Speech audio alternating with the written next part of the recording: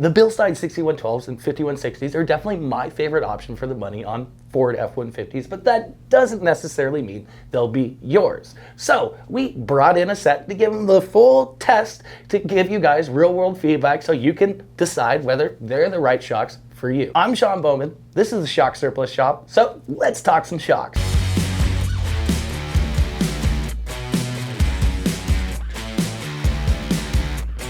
For those of you who are new here to the Shock Surplus party, we like to test every suspension package we carry on our own vehicle so we can provide real world feedback to help you guys decide whether or not they're right for you. We always say there's no best suspension out there, but there is a best choice for you, and this video is here to help you find that out. Now, for those of you that are kind enough to be subscribed and be paying attention to all the videos we release, you probably would have seen a couple weeks back, we unboxed these 6112s and 5160s, gave you all the quirks and features, showed you why you probably want to have us assemble them for you, and even told you how great they ride on the street. As promised, today we'll be showing you just how great these Johns perform out on the trail. But if you haven't seen that video, make sure to go check that out now so you get all the context you need. And while you're there, you might as well hit subscribe and the bell icon so that you don't make the same mistake twice of missing out on a good video. Now, starting at the front, the 6112s are a big fat 2.6 inch diameter body, ride height adjustable strut for 2.0 money. They don't come assembled with top hats as standard, and that means if you want to buy a base kit, you're going to be using a spring compressor twice, which is an absolute nightmare. We offer complete assembly at your desired ride height for a little extra cost, so it's something we definitely recommend.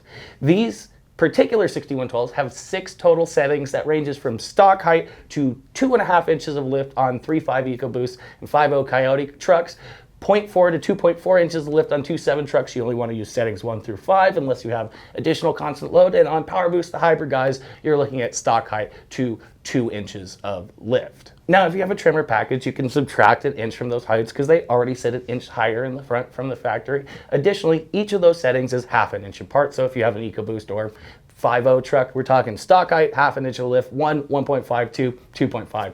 Easy, right?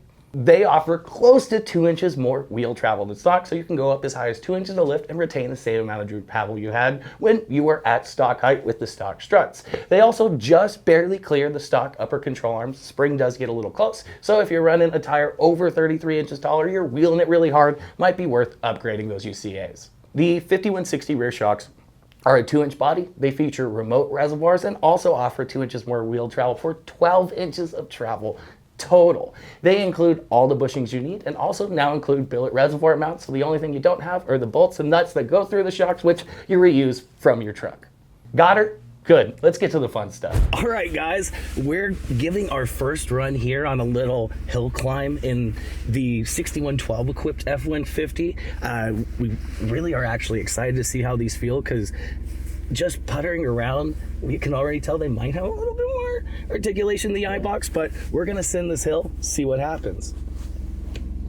All right, ready? Yeah, I'm ready. We are in rock crawl mode. Rock crawl mode, brother. Like the cool kids. Now, this is a fair amount of articulation here, and so you're gonna just see us go up it the first time real quick.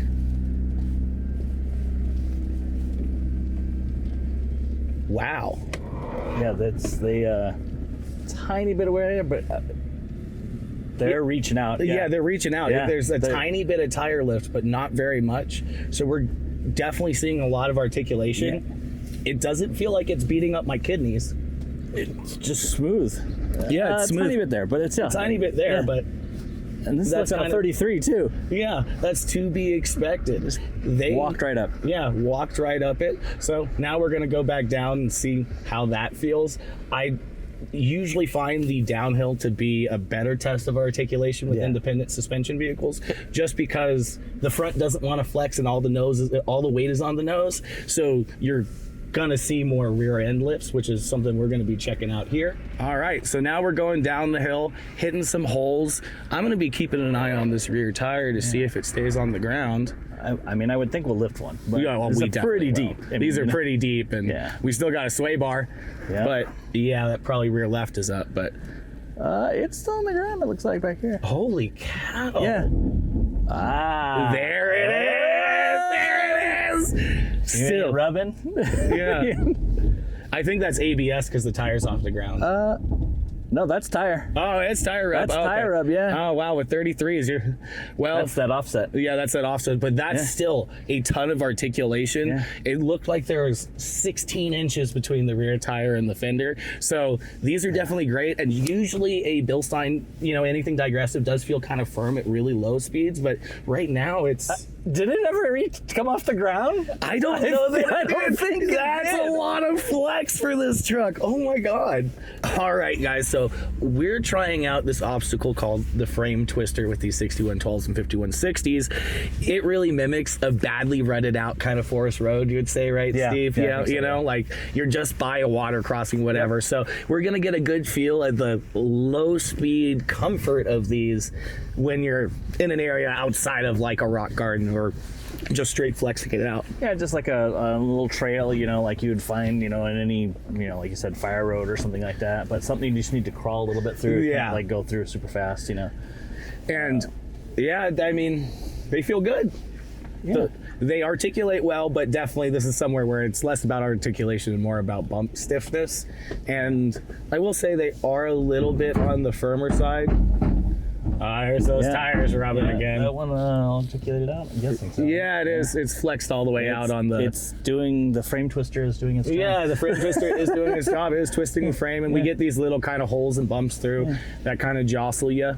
Again, these 6112s really have... And the 5160s in the rear are actually what we think doing all the work. They're doing all the heavy lifting, but are flexed so well. But yeah, just, over this little stuff, they are just that little bit firm. Yeah. Yeah, you can feel it for sure. Yeah, you feel this kind of stuff when you're dropping off holes and stuff. Yeah. It's not terrible, though. It's not terrible, and I think for how the average person uses their truck, they're probably in these situations very infrequently. The other thing is I think it's an improvement over stock. Oh, yeah. Stock, you're like, woo. Yeah, you're bouncing all around. Yeah, and they're so underdamped that, yes, these 6112s might be a little overdamped for this particular situation. It's a rare thing, though. It's a rare thing, and they still feel a lot better than stock, so... Yeah. That's a win in my book. All right, so we're down on the fire road to test these 6112s and 5160s at, starting at speeds that we think most people are driving on. We're just going to start off slow, slowly increase speed to see where they're happiest. So to start off, we'll go like 10, 15. Right now we're going like 8, 10. And yeah, you can definitely feel all the pebbles and cracks and stuff like that. No gargle. Yep. Yeah, and now as we go up to about 25, they are starting to smooth out, and 30, we're gliding now. We're gliding. Yeah, it might as well be paved. And that's pretty typical of the Bilsteins. They almost get happier the faster you go, obviously, to a point. And once you're at, now we're going 43, almost 45 miles an hour, they feel absolutely plush and comfortable. They feel amazing. So I'm a really big fan of that. And even over those little, bigger bumps like that, they seem to like it, those little rain ruts. It's just when you start to slow down here, they start to feel a little firm, which is... Start to feel all of it again. Yeah, you start to feel all of it again. So, if you're the type of person that likes to grandma drive around on a dirt road, you only want to go 10, 15 miles an hour, maybe these aren't for you. But if you like to drive at regular speeds off-road, or you'd like to get somewhere in a reasonable amount of time off-road, these feel great. Yeah, that's the way to go. Yeah, they're definitely the way to go. And that I think that little bit of firmness at lower speeds is a fairly, livable compromise. And once again, if you don't want to have to drive 25 plus miles an hour down a dirt road, sure, then maybe these aren't for you. But I think these are confidence inspiring enough to where most people would be comfortable driving that fast. Yeah, and I agree with that. When you do it, they certainly reward you. We're really jamming on this F-150 series, and we got a lot more coming your way, so make sure you hit like, you hit subscribe, and you hit the bell icon so you're notified of the next release. And if there's something you're looking to have us put through the ringer, make sure to leave us a comment below. Now, let's get back to the action. These bumps are a little big for this truck and this setup, so we want to show you guys how these feel when you push them a little bit too hard. Now, Steve's going to hit them around 25, 30 miles an hour. We're going to see what they do, and... Whoop. That's a little bouncy, but Little low, under 30, we're okay, I think. Yeah. Yeah. Well, those last ones were right at 30. Yeah. So you can kind of hit, let's say, we'll call those like a 10 to 12 inch whoop, about 2 feet apart, at around 30 miles an hour, and they handle it pretty well. Obviously, this isn't your go fast, smack whoops at all out high speed suspension setup, but if something jumped out in front of you, I think you could be fairly confident that these would keep you composed in a way that you 25? can keep. Yeah, 25, perfect. Yeah, keep them composed in a way you can, keep the tires on the ground and keep the vehicle under control, even if it gets a little bouncy. And really, they're handling it better than we even thought they would. Yeah, absolutely. We were totally expecting a big improvement off-road with those big fat 2.6-inch body shocks in the front and the reservoirs in the back, but they even surprised me a little bit. We were actually able to essentially double our speeds through the rough stuff, and when things slowed down, they stayed incredibly composed, comfortable, and unbelievably flex happy. With a full 12 inches of travel in the back, something that's really incredible for a bolt-on shock, and around 9 or 10 inches of travel in the front, the truck was able to keep all 4 tires on the ground a lot more than we were expecting. Especially considering that truck has independent front suspension and rock-hard rear leaf springs. Now, we can totally understand how these could feel a little firm for a lot of people on the road, or as things slow down off-road, especially as they get a little chunky, but that lack of a second or third bounce is something we really like. If you're spending a lot of time on the trail, an undamped bounce can really start to wear at you, and the Bilsteins really kept that irritation at bay. Now, I can confidently say if you're looking for your truck to float like a Cadillac, these might sting you like a bee, but if you're using your truck as a tool for work or play, these Bilsteins really inspire a lot of confidence and reward real drivers. They far exceed the handling prowess, load support, off-road stability, and everything that matters when it comes to performance when compared to other things at a similar price. They really only punish you when you're babying your truck, and well, that is a compromise we're personally willing to take any day of the week. I think the best question you can ask yourself when trying to determine whether these shocks are right for you or not are you a driver or are you just somebody who likes to ride in their truck?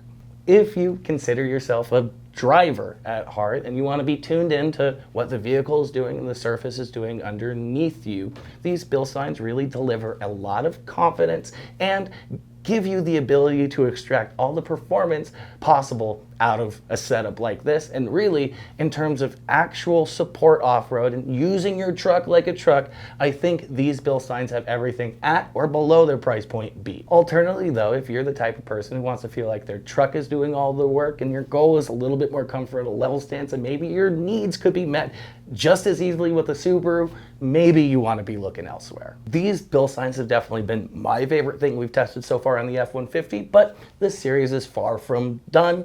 Steve's truck already has a set of Fox 2.0s, and we're testing them to see if they're still an option worth considering. With so many more options available that tick the same boxes and might last a little bit longer, it's going to be really interesting to see if those are still worth your money. We'll be then rounding off the series of more basic options like those with the Radflow 2.0s, and we have high hopes for those because we haven't tried them yet. After that, we'll be running the Dobinson IMS and moving into the more enthusiast level options, and once released, we'll be doing the Eibach 2.5 kits as well as the Omi MT64s, which we know you guys are really excited about. Beyond that though, the sky is the limit, and if there is something you want to see pushed to their limits, make sure you leave a comment below and we'll make sure to see what we can do.